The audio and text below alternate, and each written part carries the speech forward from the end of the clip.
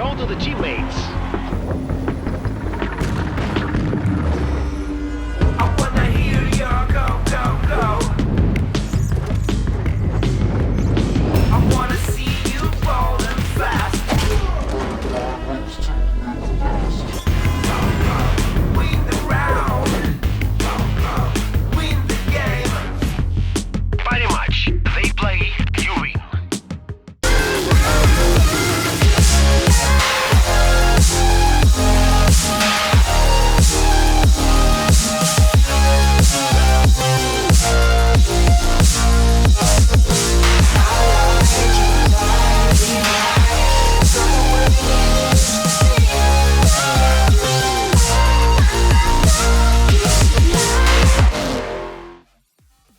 Hello and welcome back to the European Development Championship, of course, brought to you by Gaming Malta, a home of gaming excellence. We had a match earlier. You might have missed it because not only was it very early in the morning, but it only lasted a total of 19 rounds. An absolute battering which sent Skade straight through into the upper bracket match with the potential chance to get themselves through to the playoffs in a very easy fashion.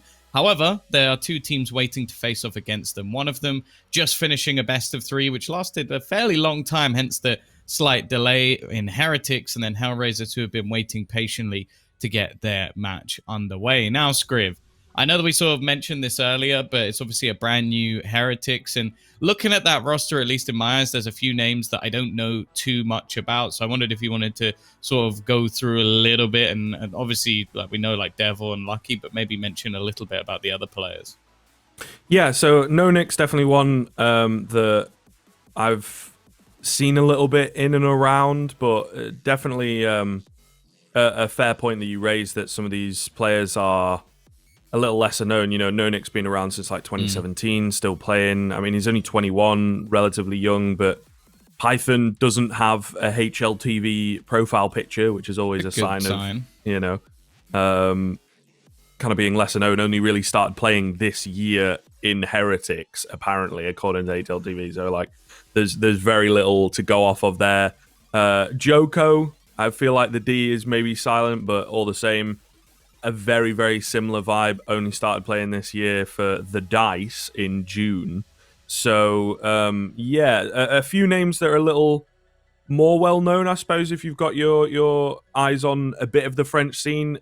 Another couple that you really have to be in there, probably a French player yourself or, you know, a viewer of, like, their streams and all that kind of stuff. You'd have to be really, really deep into the French scene and whatnot. So, yeah, I don't know. There's definitely potential with these players, but it does appear as well, if you look at some of their recent results, that they are struggling. I think you mentioned this earlier with like the likes of Nexus and Alternate Attacks. Previously, they probably would have taken them down, or at the very least gone to 3 maps against Alternate Attacks, right? And then they have a very long... The last map was quite quick, actually, but a very long best of 3 against Saints, who, again, have some relatively well-known names in that Serbian scene. Impulse, Necrogenesis, I definitely recognize, but AVN as well, right? But it's a team that's also just coming together and trying to find themselves out. So, yeah, Heretics certainly under the microscope in this tournament at the moment, and other tournaments that they're taking place in, to see how this new roster performs. Well, yeah, that's sort of the worry, really, is that in terms of the success of the last roster, there were a lot of players in that team, like Maka, for example, who was very talented. Of course, Navira, who's since moved on to bigger and better things. And unfortunately, it's left this Heretics roster with not too much to go on, but obviously they have to start somewhere. So, yeah, bringing in someone like Devil, a fairly experienced in-game leader, Lucky, who was previously in the likes of G2. We know that there's some decent players there. Now, moving on to the other side of things, this was the roster that, if I'm being brutally honest, I didn't really expect too much from with the pickups that they went for. Like, we know JR from back previously, like doing relatively well in a few different rosters. It wasn't anything like mind-blowing, but again, like a fairly experienced player. Flarich as well, like sticking in with the previous roster, and then picking up some sort of younger Russian players alongside the Lithuanian of Kulinka, who's been around for a long, long time. I was looking at this team and going, I don't really know what to expect. And to be honest, with their MDL performance, I was actually quite surprised. They almost managed to pull it off flawlessly. And yeah, they've got a few players that I definitely think are worth watching. So it's going to be an interesting one. Probably the favored team in this one as well. But realistically, it's a bit up in the air because we don't know what to expect from the Heretics and for Hellraiser as well. It looks like we are going to be heading into a map of Dust 2, so it could really go either way. Yeah, I think Dust 2, to be fair for Heretics, they've been playing it an awful lot. Not to great success, but it's definitely one of their favoured maps. So potential in that sense, there always is on Dust 2, and it's a best of one. Upset, right? Just rings through. But at the same time, Hellraiser's pretty decent on Dust 2 themselves. Really reiterating what you're saying, though, like, what I want to say, season 34, 35 of the MDL, something like that, they were not really that impressive. I think they just barely managed to stay up right in the middle of the table and whatnot. So for the namesake of Hellraisers, it perhaps wasn't quite good enough. But yeah, this past season in the regular season, I'm pretty sure they finished first or second. First, yeah. So it came first in the regular season, but yeah, playoffs was classic, not as hot. But in a way, that kind of proves that maybe they're like best of one kings, because obviously the league format of the MDL is best of ones in that regular season. Yeah, I definitely think that this map as well sort of plays into them a little bit. I think they've got a decent amount of individual skill, as mentioned, JR previously in the likes of Vega Squadron, and we've seen both, of course, Chopper and Mir go on to sort of bigger and better things in the form of Team Spirit right now, who are performing to a fairly high standard. There was definite talent there with him, although he is one of the sort of elder, more experienced players we have within the scene at the moment at 27 years of age. So especially for an AWPer, because I think that's the other thing. Like, a lot of the time, AWPers are these sort of younger, flashier players, and that's what we're going to be looking at more so over on the Heretics side. Like, they picked up some young talent. I think Heretics are normally pretty good with their choices. Like, take a look at how their Valorant roster recently did, managing to get right to the top of First Strike. So proving that there is a method to their madness sometimes when it comes to picking up the less necessarily known players all of the time and making sure that they make the right choices. I think that the team they have behind them, or the organization, have done a pretty good job of that. So I'm looking forward to seeing some players, I said, that I've not really known too much about. And there may be a few like French fans screaming at me like, you don't know this player, you don't know this, but well, yeah, I'll be honest in this case and say that it's not my area of expertise. I will say that Devil as an in-game leader, though, historically was someone who I think had a lot of interesting ideas. I don't necessarily agree with all of them, but there was one strategy that he did quite regularly where, rather than when they had the ability to invest, they wouldn't necessarily do it. They would sometimes just buy up SMGs, try and like win with the SMGs, and then still have enough money to buy into the next round, with the option to basically just destroy their opponents with a really cheesy strat. He did that quite regularly on Inferno. And it didn't always work. And when it didn't, it looked quite foolish. But I always like an in-game leader who's willing to sort of go outside the box a bit, like try something different, especially in matches as such as this, where it's like an online game. You're going to have opportunities elsewhere. Like, take some risks, see if it works. If it doesn't, well, then go back to the drawing board. I think it's a good time for Heretics to do that as well, honestly, you know, because as we're kind of alluding to, not expecting a massive amount from them coming into this particular matchup anyway. So it's not the end of the world if you want to be a bit experimental to try and give you a leg up, try and catch your opponent off guard with something different. So it does make sense. Short technical pause to get us into the action then. We are now ready to go. Early fights taking place here. There is a P250 in play for HR, but do need to be very, very careful against those USPs. It's a great response from Python to push up short as well. Finds that early frag nice and easy, and able to drop back. So there you are, Heretics with a clean opener. They're trying to exploit the fact that long could be open. Not the case. Joko and Car, really hard to lock down here. They do eventually drop him, but he's found a frag and so much information for the rest of the boys to work with. Not the greatest of starts for Hellraisers, that's for sure. But they got plenty of time. Lucky pushing. It's all going to come down to the direction of each player. And oh, they almost walked past each other for a second. In fact, support now coming through, but Problem will at least cause them a few issues. Takes one with him before falling back. And well, game already going to be falling. It's left onto Parimatch. And unfortunately, he can't get anything done either. So Heretics, they are going to get off to a strong start. Decent work when it comes to the pistol. And, well, when it comes to Dust 2 in general, getting off to a strong start could be the most important thing. Yeah, I think they need to be careful on that Hellraiser side of things. You know, taking those early fights down middle. To me, maybe seems a little overconfident coming into things. I get the P250, but your Glock's, like, just really not going to win that.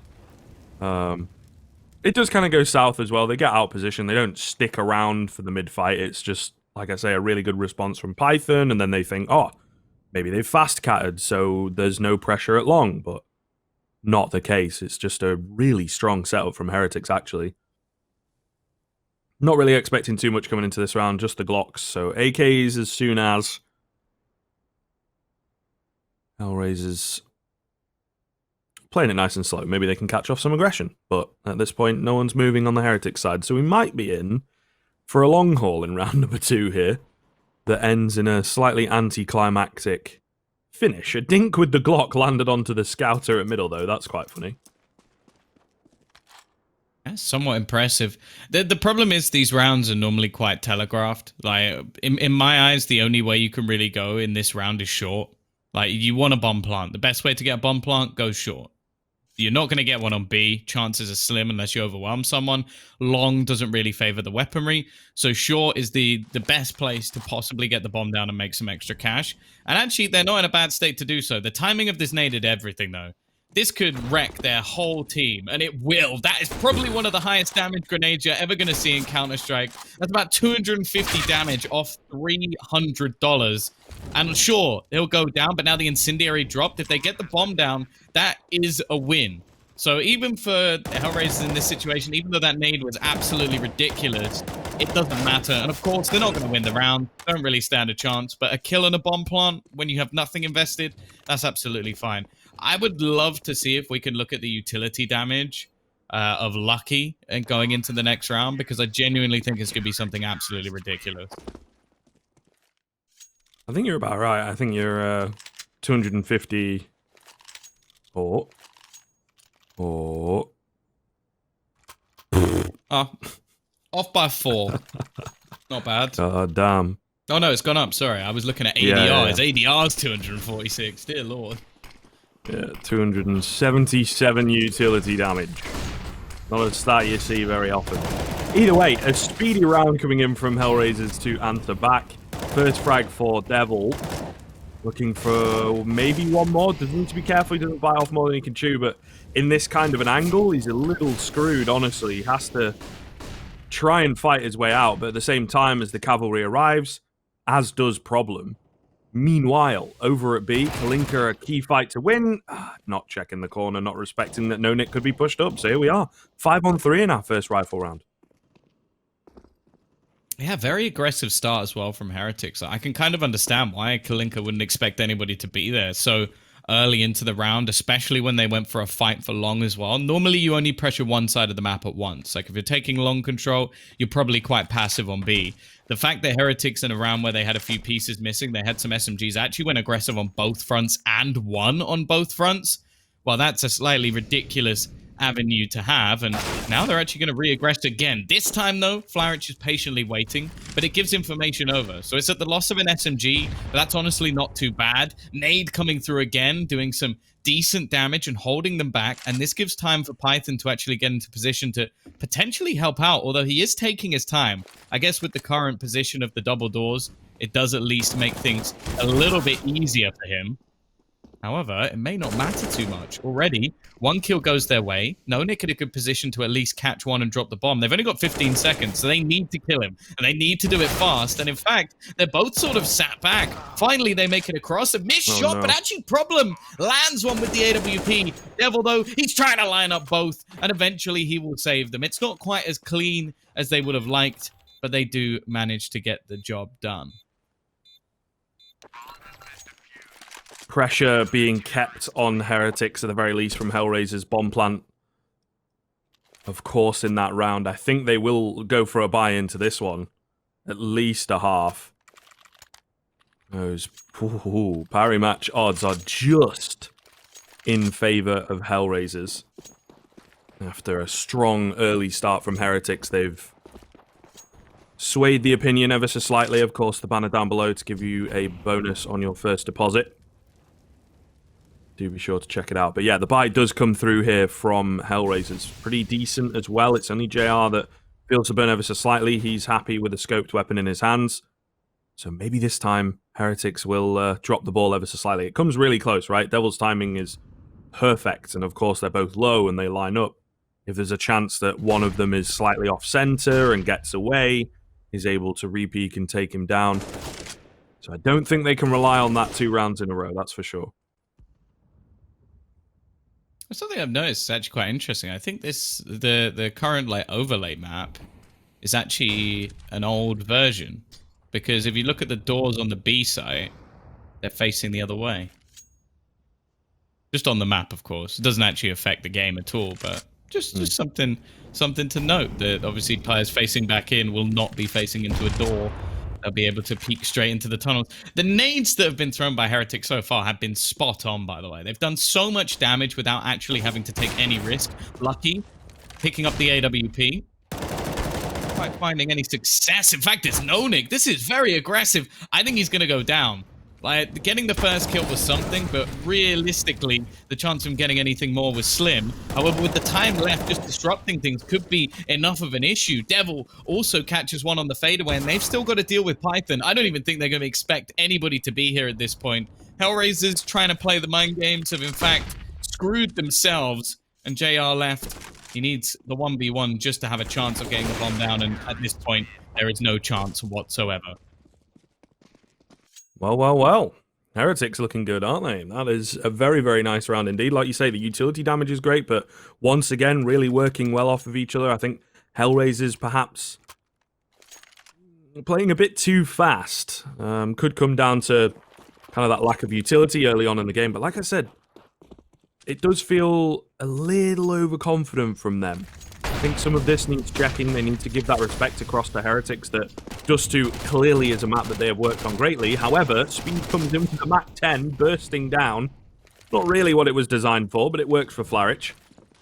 And he finds an early opener. Finally, brute forcing their way in is somewhat successful and really brute forcing it in. I think he sprinted out with his knife for a much longer portion than you would expect usually coming out of the long house. However, as we've seen in the past, aggression coming through from Heretics in other areas of the map. I think this is something that's going to start to become telegraphed, start to become expected almost in the fact that it's like, right, if we rush here, they're going to pressure the other points that in theory are being left open. So one lurker could really make all the difference for Hellraisers in future. The other thing as well is I don't like the fact that they're getting aggressive in this round. Like, they've completely misread the situation. Their opponents don't have a proper buy, and I think they've overplayed it. Like, when it's a buy round, taking the risks, okay, I'm not a huge fan of it, but at the same time, I can see why. Like, you want to take map control. That's something you have to do in Dust 2. Pushing up middle, I don't think you should be doing too regularly, because chances are you're going to give a kill in the other direction. And some of the lower tunnels pushes as well have heavy risk behind them.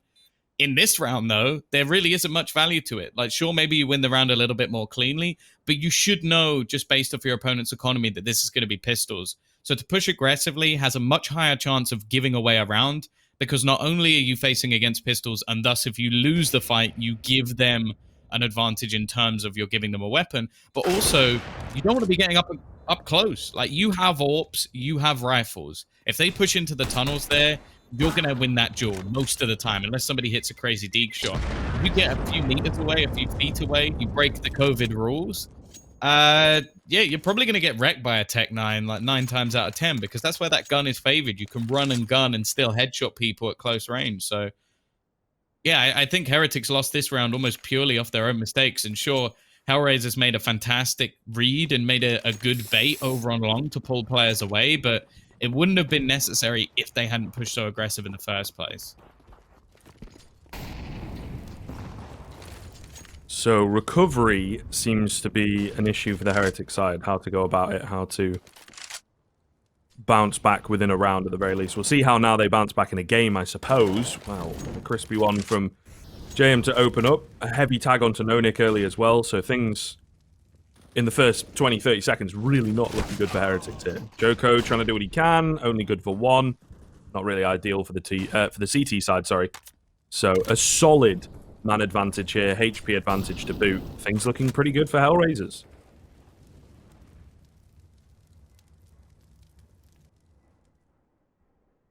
Yeah, a decent start for them. And it seems like their opponents have almost helped to kickstart their engines. Definitely not what they would be hoping for in this sort of situation. And Python is going to try and reaggress. I feel like if Sliggy grew his hair a little bit longer, he would look like Python. I feel like they look very similar. That might just be me, but I can see the similarities. And, well, maybe the similarities in their gameplay. There is a reason that he's a coach. Nonetheless, Parimatch is going to double entry in towards long. This round is over. No-Nick is in the wrong place at the wrong time with no health and no real chance of bringing this round back. So he's just going to have to save. And as said, like it seems like Heretics have helped jumpstart the engines of the Hellraiser side as they're going to get 2 rounds in a row.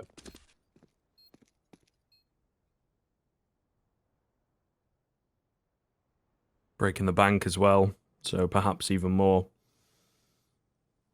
Does he spot the backside? He should. I'm not quite sure. He wants assistance, I suppose. He's definitely seen him. Definitely seen him. So No-Nick, not long for this world. Molly goes in.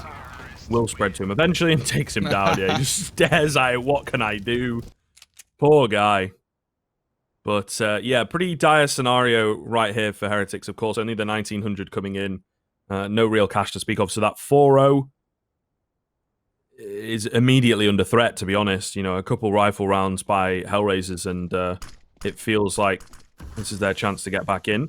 They will play all 5 players towards long. Nice smoke as well to cover the cross, of course, so that those cheeky T's peeking down middle have no idea how many are going B. For those of you that maybe don't know why that's being done. But all the same, no rush coming in from Hellraisers. They're just playing it nice and slow. So at the end of the day, the stack's not going to do very much.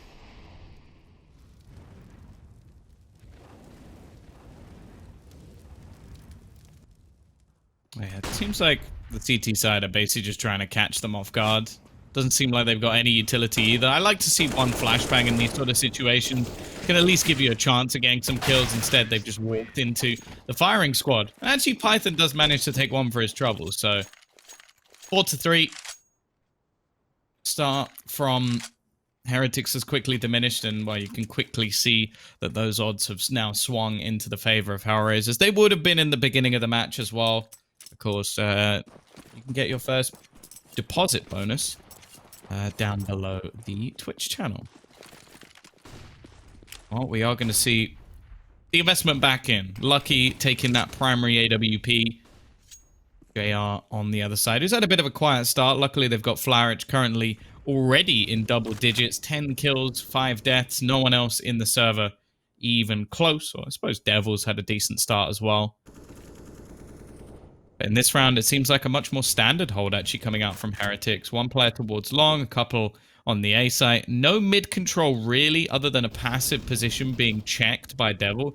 This worries me a little bit, like holding onto the B site, especially with a split, can be very difficult indeed. For now, though, it seems like Hellraisers are pretty happy to just wait. Just looking for different aggression across the map. There's obviously very quick rotations, especially if you keep all the map control. So if they do decide to try and go for a play in towards mid, they can group up together. And that seems to be the plan. It is going to be the split. And this was something I was quite worried about because there is no mid control here at all. Yeah, it seems to be an even bigger issue. They're trying to lay down a few smokes. A nice little flash goes over the top, actually, but not able to find a frag. There's too many bodies. All going to be onto No-Nick at the back of the site, at least for now. The rotations, though, speedy and effective. Super effective. All right, well. What's happened there? That's so strange. They pick up the first frag on the B-bomb site, and then I guess just take a bit too much time. It's very, very confusing, to be honest. Lucky-ish round for Heretics, but a big ball drop from Hellraisers, in all honesty. Of course, speaking of Hell, there's also Hell Case. who are one of our partners here. They've got a couple codes for you guys for some refill bonuses, some first deposit bonuses, and whatnot. Once again, down below the Twitch channel, all that good stuff for you to get amongst. Either way, into round number 9. There's still money available for Hellraisers, but like I said, big problem. I don't know. It really needs nipping in the bud, that one. Yeah, I think the main thing was just the pace of the rotation. Like the players were happy to run through the smokes. I don't think they had anybody watching it. And more so Hellraiser's hesitation. Like if you're going for a B split, you get the opening kill, you need to be blasting your way through into that B site. Like maybe leave someone lurking around the truck to try and deny any rotations or holding by the mid doors.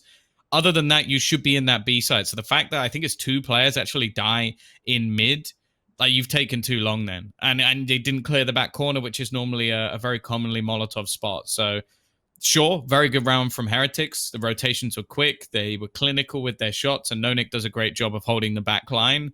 But normally it shouldn't be that easy to hold on to that back line because, as said, there's normally Molotovs in that position. There's normally utility used to try and stop you being in that back corner, and it just seemed like Hellraisers didn't really use any of it. Luckily for them, they've got enough money that they can comfortably buy into this next round. So it's not like it's too much of a burden just yet. 5-3 down, not really an issue. Although you don't really want any combo breakers when it comes to Dust 2. We talk about this map of momentum. We talk about confidence peaks. It's probably the most important map when it comes to spawns, as you can get those good timings to get you the initial picks as well. But if you're not feeling confident, you're probably not going to be going anything like that. So yeah, we'll see how it goes for Hellraisers from here on out. If they lose this round, money becomes a little bit of an issue, but you can say that for both sides. Absolutely. As we do indeed get back into the action, seeing some aggression up short, actually. Also at long. That molly interesting. missed. Okay. I was going to say, interesting that he goes for kind of the late peak, but that does explain it. Saw his opportunity. I believe caught Joko with nades in hand. Look, he drops back just in time. Nice little Molotov.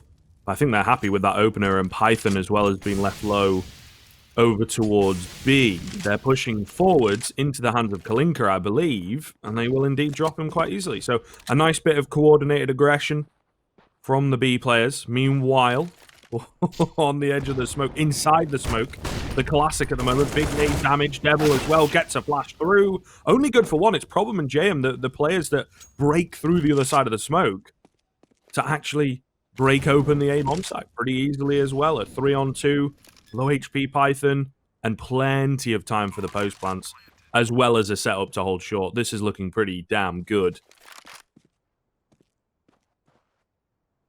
Yeah, I think the CT side have actually just opted to save here. Unfortunately, I'm pretty sure that Devil's Molotov clipped the door and bounced onto the outside, and because of that, that was actually what caused the entry, because Parimatch was able to peek behind it. Whereas if it's a deep Molotov, as we normally see from AWPers, you have to run into the Molotov, in which case I think he gets clipped by the AWP, he'd be dead. So unfortunate, small mistake that actually cost them quite dearly. But nonetheless, I don't think that was really the crux of the round, because they did get back into it after that position. So it is going to be another round on the board for Hellraisers. A few weapons saved, though, could make all the difference, although it's a bit of an awkward one. If they are going to invest into this round, Devil can buy... Joko can sort of invest, but maybe they'll have to drop a FAMAS over to a couple of players. It's not going to be pretty, whatever they decide to do. If anything, it might actually just be worth waiting and just investing into the next round as a full squad. You could still pull up another AWP and then make sure that you're actually getting a full investment, because, again, even if they win this round now, with the amount of money that both JM and Parimatch have, they'll be able to buy into the next round anyway.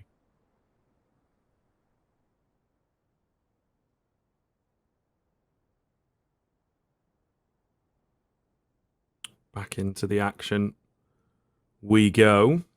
See what the plan is here. Heretics have done a couple stacks in the past. Or just the one, I think, in the USP round, right? But all the same, something unorthodox prepared or designed to catch their opponents off guard. I'd like to see something along those lines. Does appear it'll be fairly conventional, though. The AK's even playing separately from one another, so we'll see how this goes. Joko charging forwards. Once again, Hellraiser's playing it really well. Nice and safe, nice and passive. Big nade comes in, and in the smoke, Joko's able to drop Flarich. He does get traded. Swaps across to his knife. The downfall, of course. The timing not quite there. But still, I think they're happy to pick up an early frag and just frighten Hellraisers a little bit.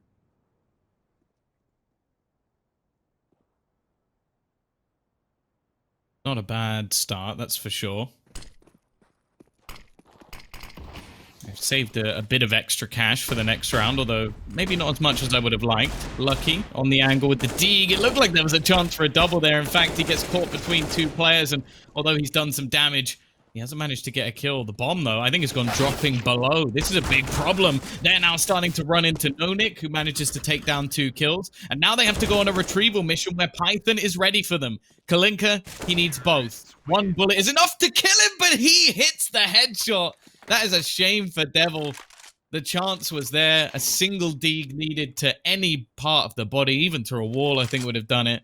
And Hellraisers, they just about scraped through a round. Luckily, for Heretics, there is enough money to buy. But as mentioned, it's not quite the buy I was hoping for. They're not going to have the AWP. They didn't save enough cash for that. And although they've done a lot of damage, if Hellraisers win this round, it doesn't really matter. Yeah, they very quickly need to capitalize on it, right? And get a run back here, retake their lead, keep the pressure on, etc., etc. It's an awkward fight for Devil to begin with. But he does find that first frag, able to drop back as well. That's exactly what they needed coming into this round. A nice little bit of confidence and retaining, you know, the man advantage, making sure that he doesn't get traded. James also being tagged ever so slightly, so things looking really good. This is an angle that could be deadly as well. The flashes, I believe, will end up going behind him. Yeah, indeed. He gets that double, the triple as well. Hold him, Mouse One. All four for the Python. Beautiful stuff. Yeah, I can't say I've seen Sliggy Jr. play before, but you know what? I'm pretty impressed. How old? Did you say how old Python was? I think he's 21. Could be 19. Okay. That's the 2 different ages, I think, of the newer players. I will double check.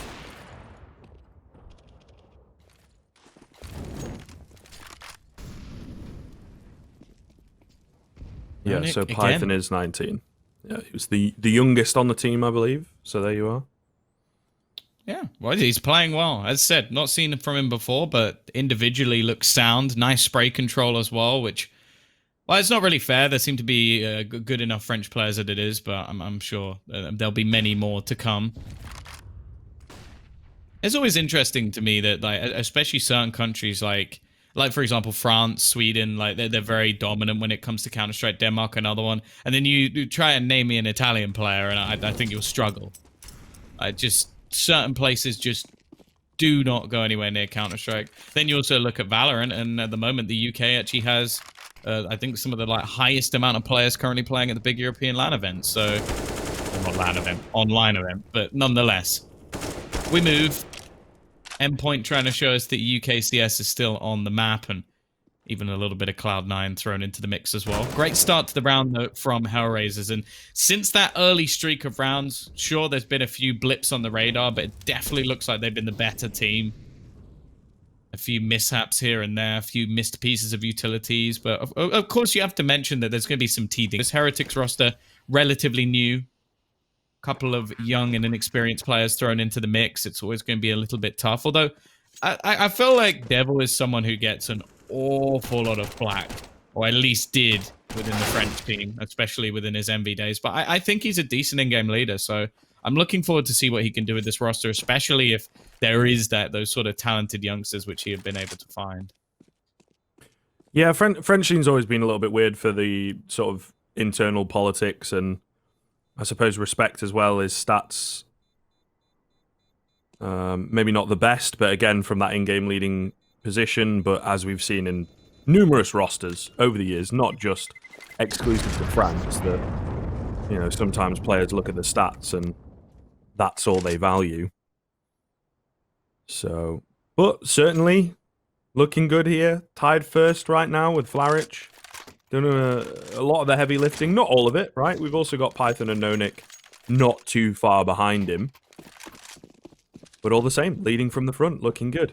Here we go into another round, however. The save helps out ever so slightly, but then those players have to rebuy onto FAMASs. Not really ideal. Flashes coming in towards long. We'll be able to drop back. Lucky looks away at the worst possible time. Not even a quarter of a second.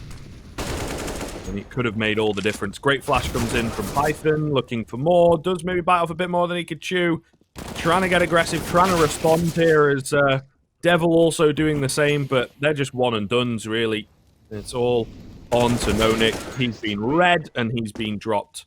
7th round for Hellraisers. Very, very quickly indeed. That looked like a game of DM.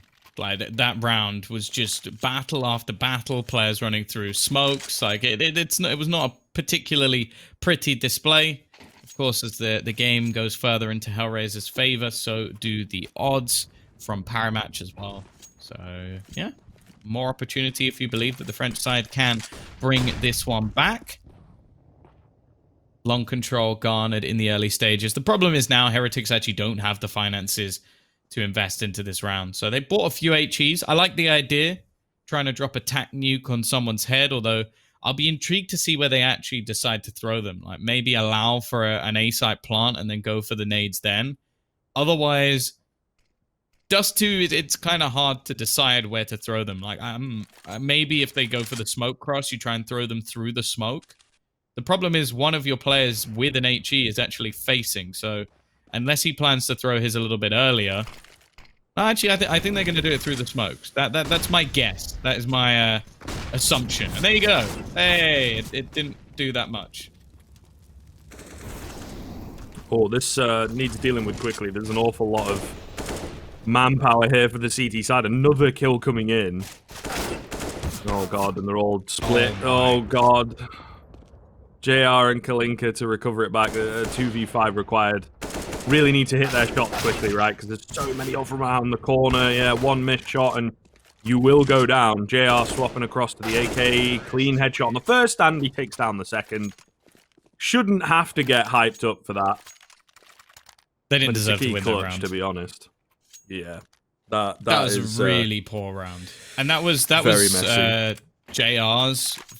Like, I think he had 1 kill up until that round. So he's padded his stats a little bit with eco frags, but yeah, they basically just struggled to play as a team at all. It was 1 by 1 trying to take a fight versus 5 players at once. And Heretics do fantastically well. It's just killing off the last man they struggle with. This time you can see the Molotov doesn't miss. And, well, it's done a hell of a lot of damage. Even Flarich has thrown another Molotov and ended up killing his teammate. It is a mess. This is what it would be like if it was DM with utility. Yeah. To be honest, these past few rounds have really devolved into madness. Some reason JR's holding behind. What's he doing there? The push comes in and the anger of a Frenchman thwarted. But yeah, 3-on-2.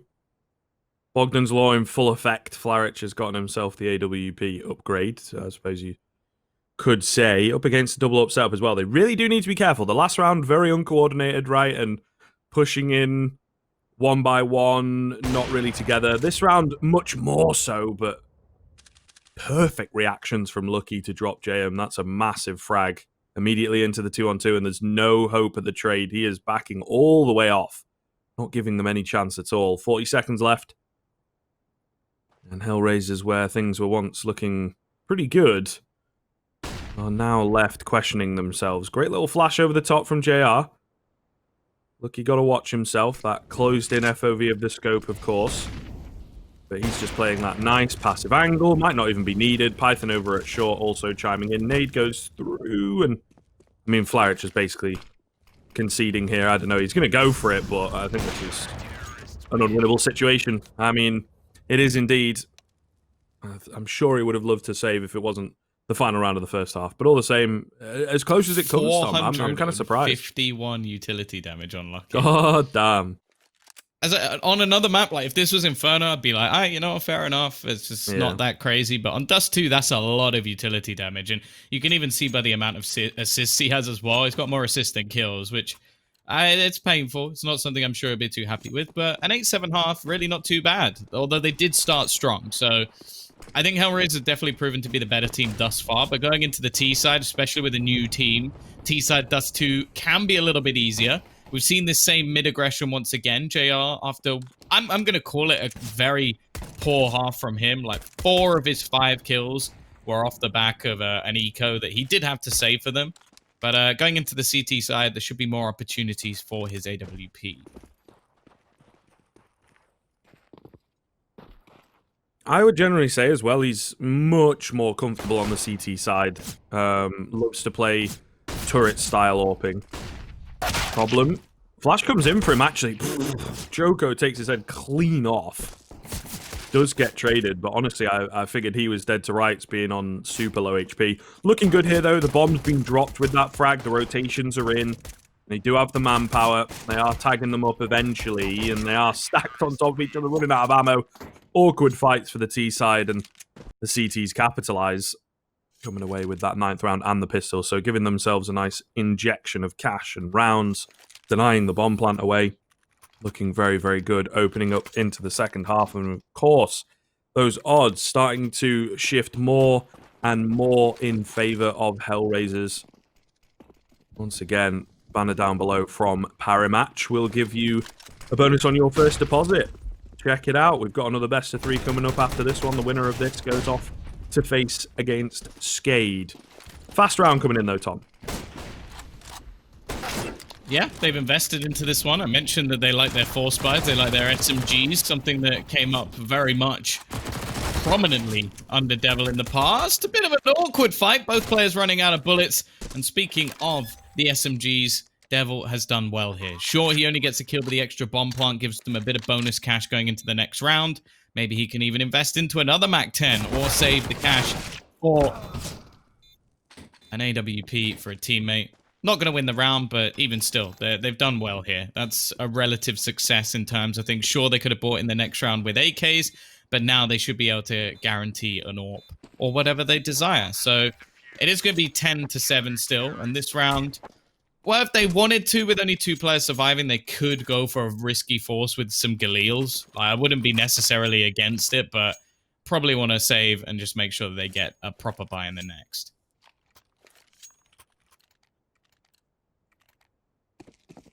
Yeah, a little bit to work with, but not an awful lot. A lot of utility, to be fair, considering the buy choice here, with no armor to speak of anywhere. So, actually, no, that's wrong. There's a little bit, isn't there? Kind of subtle on the hood. Either way, Kalinka coming in, gets himself a double. The utility doesn't quite work out. I suppose at mid to B was the idea, but the bomb leads the charge. Does not look good. It's JM to get a double this time around. And they've cleaned things up nicely. Lucky, hoping to indeed live up to his namesake around this smoke, but not going to happen. There comes the swing. And there he goes. So a flawless one from Hellraisers. That's what you love to see. Building up some good bank early on into the second half.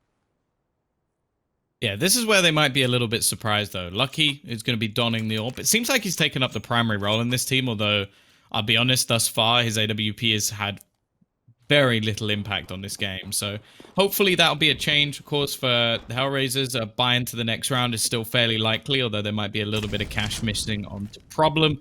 I would assume they'd still go for it. Does, however, mean, though, that every kill, every bit of damage they can do to the T's here would be worthwhile. And if they win the round, I'd almost be inclined to call this one done. But still a long way off from that. 11-7, not done yet for Heretics. And as said, like going into the T side with a relatively new team, especially on a map like Dust 2, they should have some fairly decent set strategies that they're able to throw in. Early counter utility as well being expended by the CT side to deny them short control, though it's a position they're not really fighting for, and will mean if they want, Heretics should be able to get a fairly easy after-plant position here, with only the scout of JR standing in their way. Oh, playing above the smoke. Boosting above the smoke, in fact. Maybe. What is... Okay, we're just kind of jumping around. Smoke's now going to dissipate. JR, oh, so close, yeah. Needs to be careful he doesn't take a step too far. Lucky pushing out a little further. There you go. That's what he was waiting for. Lands the flick.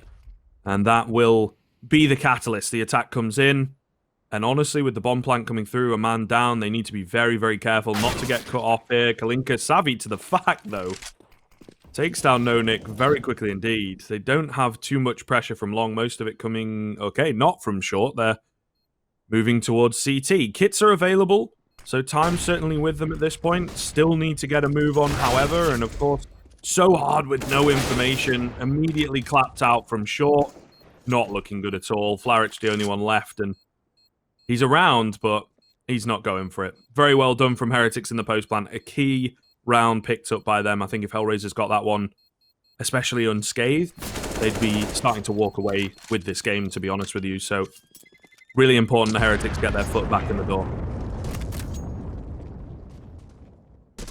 Yeah, the gun being saved, though, actually does make a fairly big difference for the side of Hellraisers, who are going to be able to buy straight back into this one. They can drop a weapon over to Problem. Everybody else can at least get a rifle into their hand. So it's something extra. I will be honest, though. I think the second that bomb went down, I just didn't see a way for them to get back into that round. Like, they would have needed a couple of miracle shots. And I think that the fact that they get a kill in lower tunnels actually gives them almost a false positive, like, oh yeah, we got a chance to get back into this one, but realistically they just threw a lot of weapons into the wind. So not quite what they were looking for with their purchase in the last round, and as mentioned, their purchase in this one will be absolutely fine.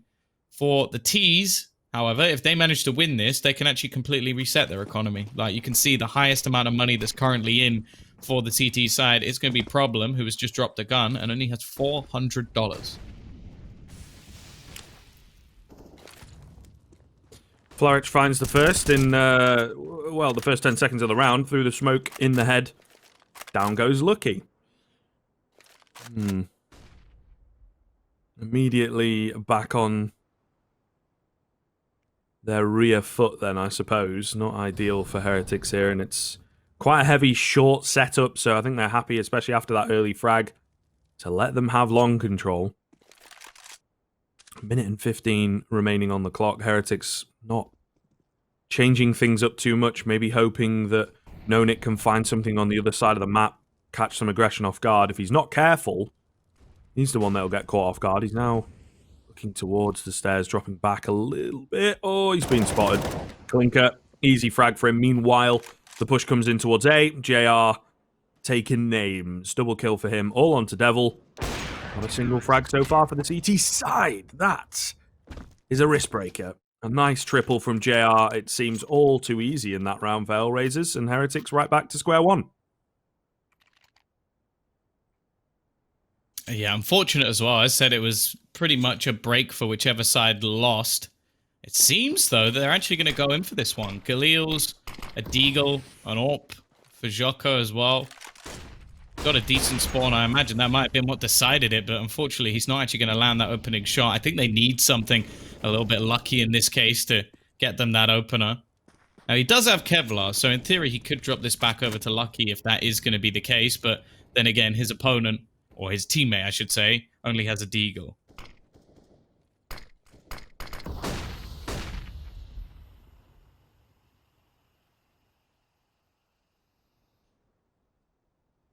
All up on short at the moment on the Heretic side of things. Seems, you know, the T side that you were kind of expecting to have a bit more to it at the minute is very, very flat, very, very transparent.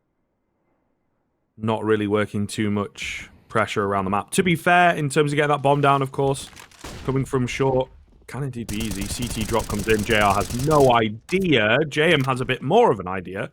And JR gets away with one before he goes down. So it's a 4-on-3. Certainly a 4-on-3 retake, but where the site is easy to take initially, it's also easy for the CTs to get back into. So we'll see where it goes. And they're being kept by utility at the moment, but looking pretty good if they get a move on. Still that post-plant scenario that the T's are trying to get into. The Hellraisers really taking their time with this one. Yeah, the bomb is ticking. Struggling to clear out the last man, but they do get the job done eventually. So, Not going to be too much problem. Kit available. And they are slowly making their way towards a finish line. 13-8. These, again, they could go for a risky force, but it seems like they're not really getting any full buys anymore because of the forces they're having to take to keep themselves in the match. I wouldn't be surprised to see them go in with the AKs and actually going to use all 4 of their tactical pauses. I rate that. It does mean from this point onwards they don't have any more, but let's be real. If this doesn't work, the chances are they're out of opportunities. So, yeah, good time to take one. We'll see whether or not they actually decide to invest off of it. I will say, like, thus far, it's been the more experienced players that I've been a bit disappointed in. Lucky, sure, he's got a load of assists, but hasn't been playing particularly well. And considering he's looking to be a primary AWPer on Dust 2, I think he's been pretty disappointing. Then again, JR hasn't been fantastic either. It's mainly been looking at Devil, who's been quite good, but Python's been the one who surprised me. Like, I've enjoyed watching him, had a few fairly impactful spray downs in the rounds that they did manage to win. So props to him. Clearly some work to be done, but we'll see. Maybe they can string a few rounds together. The problem is, as said, they're having to take a hit here. 3 Galils. The AK that they do have has no utility behind it. Does mean that a take onto the site is going to be a little bit more difficult. And you can see the sort of confidence that's in at the moment from the side of Hellraisers. Just jump peeking, going for riskier spots over into middle, try and battle versus their opposition. They are not leaving any space for Heretics to play. No, sir.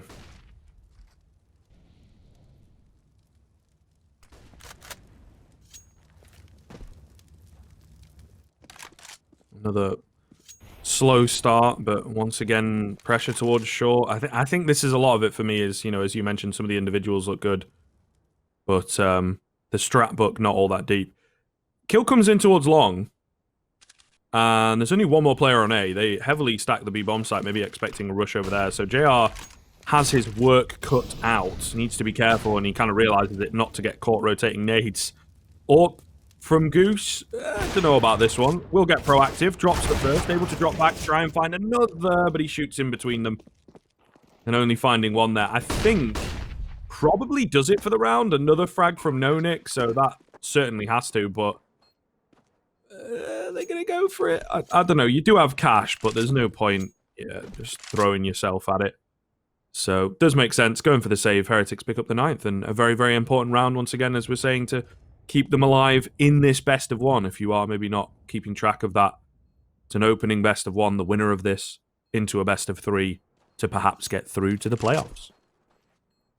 Yeah, and that's, of course, what I believe every single team in these group stages are going to be looking for. Like, I don't think there's anybody who will be satisfied with even just performing to a reasonable standard until you get maybe down to Group D, and there's some of the more questionable teams that we've not really seen too much from. But,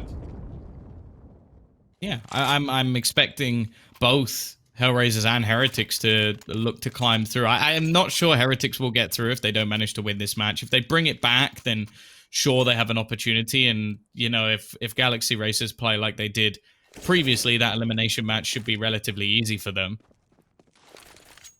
But here we go. AWP back in onto JR. The rest of the players do still have rifles alongside plenty of utility. For the T's, they've actually managed to build up enough cash that they're not in a bad spot now. The last round with a bit of a cheeky purchase, a risk taken, has paid off massively.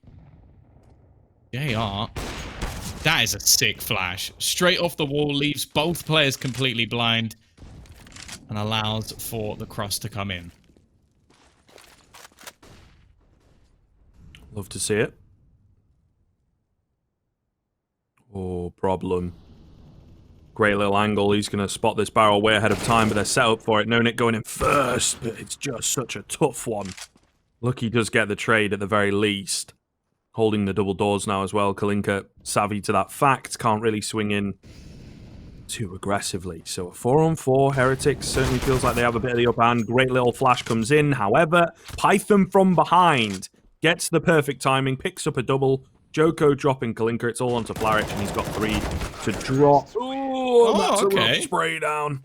Python spins around, gets the better of him. So there you are. Heretics move up to double digits, and they bought themselves even more time because there's no cash for Hellraisers.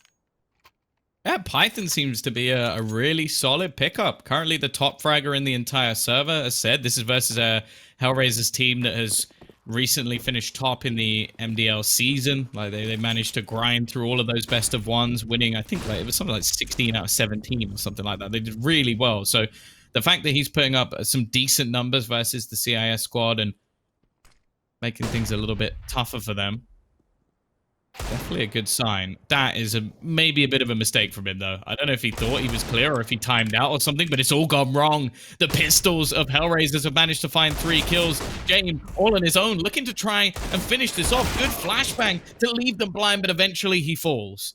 Giving this back to a 2v4, but will they expect the second player to be in the pit? They are watching in that direction. 2 more, even rotating in to support them. Problem with the P250, drops Devil low, and that might just be the GG. 14-10, Hellraisers win with one of the weakest purchases we've seen thus far.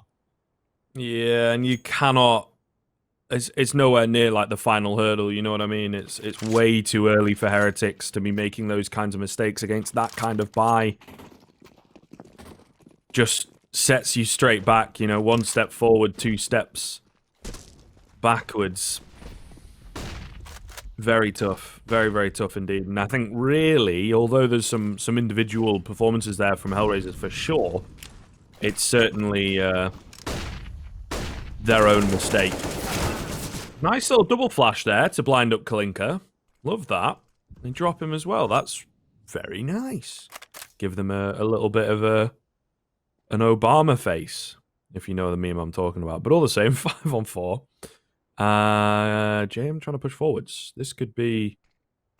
Ooh, a difference maker. He's gaining information. Could get a side swipe as well if he plays his cards right.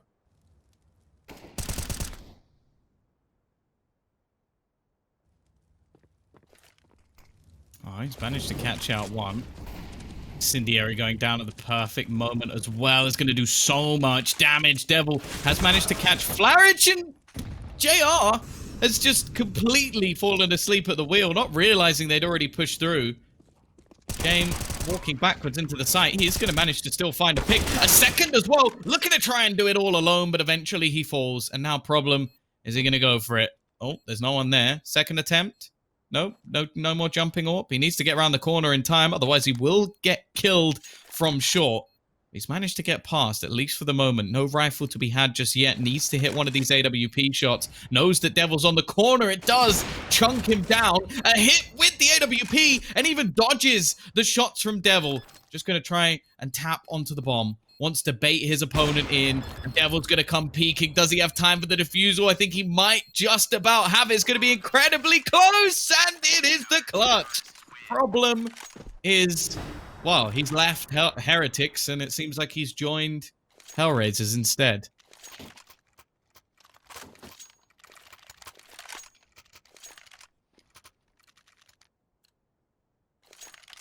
That's rough once again. What is that? 2 on 4? Yes, all of them were below half HP. But still, I think Devil needed to find that trade. They were set up for it, but he misses his opportunity and might just have thrown the opportunity at the game down the drain with it. They'll try their best to hang on. Couple AKs, couple Galils, and a Deeg. Some utility dotted in, but it's really not a great buy. I think both Heretics and Hellraisers will know that. So, Hellraisers in a pretty damn good position. Like we say, to move forward, they'll face off against Skade. If they win this one. Feels kind of like when they win this one. But you never know. Can't write them out just yet on that Heretic side. Oh, they won one of these buys before, or they're doing it twice. I think I'd start to look at the Hellraiser side. It looks like they're going to put pressure on JR, and honestly, I think that's the right call. He's had a pretty rough match for his standards, and I don't know. I expect a bit more from him on the AWP. There's a lot of talented AWPers within the CIS, so you got to be careful his spot isn't going to get stolen if he continues these sort of performances. Then again, the rest of the team have picked up the slack, and he's in position, watching the right direction this time, but he misses the shot. Not a good start. A second as well. There's so many players to aim at, and he's managed to do absolutely nothing. Devil will close him out, and, well, that's just not good enough. Kalinka will at least manage to find one on the trade. Nice shot over the top of the smoke as well. Looking to try and do this all on his own. Maybe JR's just trying to set his teammates up for clutches, but unfortunately, it now comes on to Flourish. A 1v2, make that one. Knows where the last player is. Rotation already coming in from Lucky. The flashbang is nigh on. Perfect, and he walks into the open. Enough time for Flourish to let go of that bomb and kill him off before he defuses. Hellraisers will take the victory, although there were some pretty close rounds. Maybe not as dominant as the scoreline suggests, but Heretics, not quite good enough this time. Yeah, I think certainly when they picked up the 10th round and they were looking good, breaking the bank, maybe a chance for them to get back in, or at the very least bring it as close as they possibly can.